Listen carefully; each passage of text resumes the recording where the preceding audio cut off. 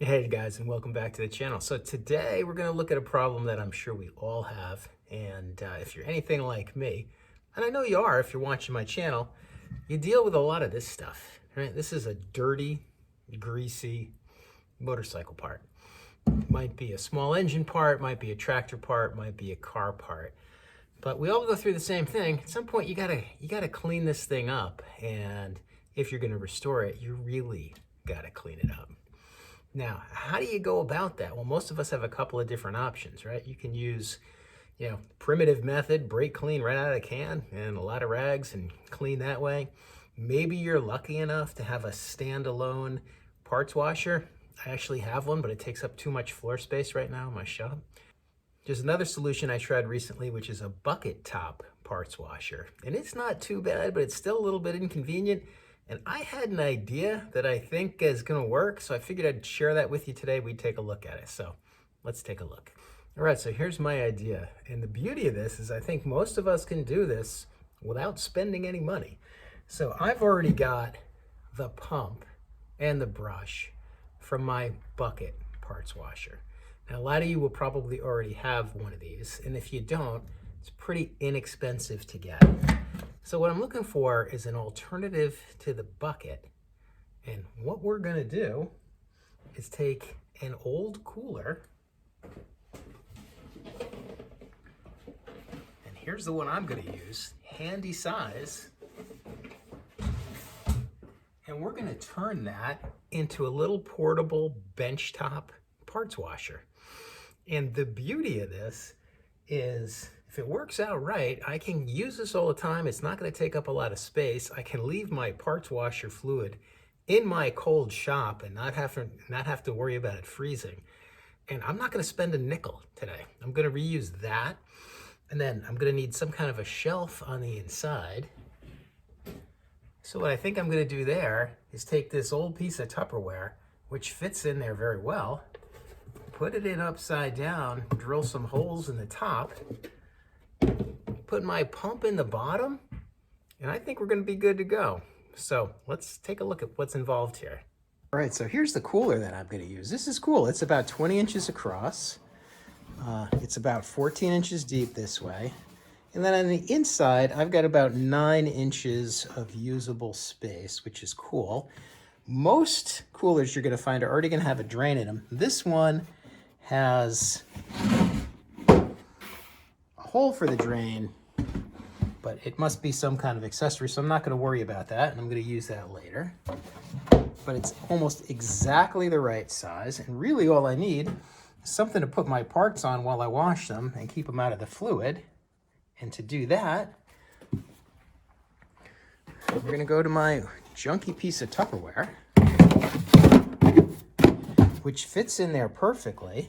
I'm going to clean this up, drill a bunch of holes in it, mount the pump over on this side, put something up here to hold the cables out of the way, and we're going to be good to go. So let's drill a couple of holes in this sucker and get it cleaned up.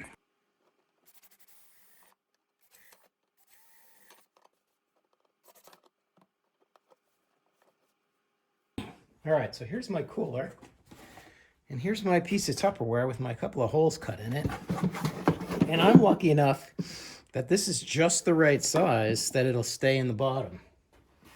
Now, my pump and my sprayer will also fit nicely down the side here, but I don't want it flopping around. So I am going to cut a little bit off the side of my Tupperware bottom, so that'll sit flat. I'm just going to use a zip tie to hold it in place. So let's go ahead and do that.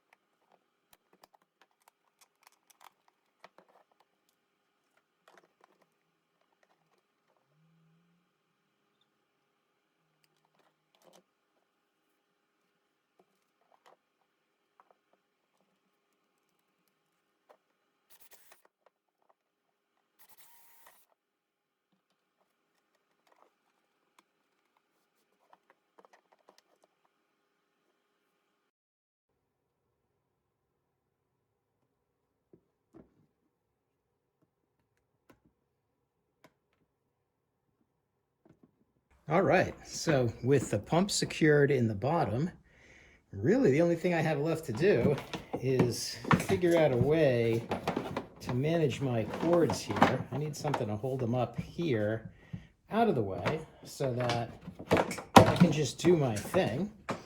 And I don't know about you guys, I raided my wife's junk drawer, found this little broom clamp gizmo. All right, pop it out, push down, look at that. That should actually work. It's self-adhesive. I am gonna mount that onto here. And I don't even know if I need the self-adhesive part because there's a hole here with some threads in it. So if I've got a bolt that fits that, I'm gonna bolt this right on and not have to worry about it. Let's see.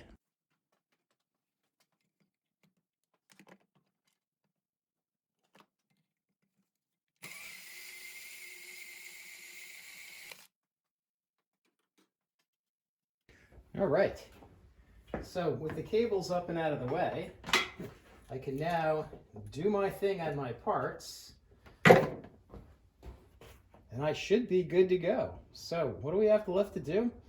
Let's dump some parts washer in here and actually see how this goes.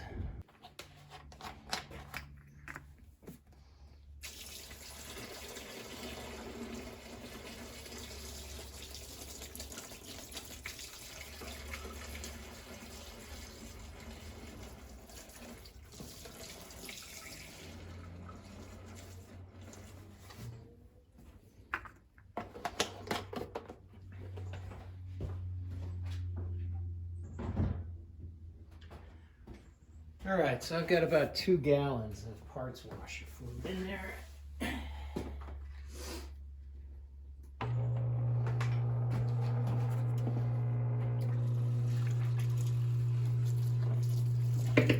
That is not too bad.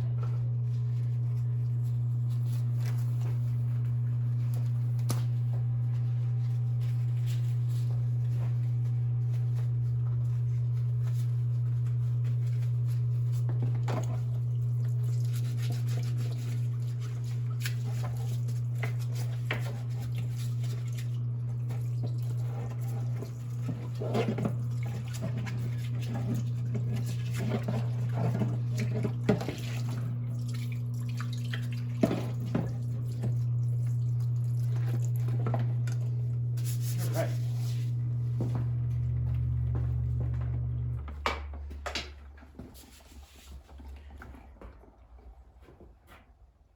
Now the cool thing about that is that it works a lot better than the bucket.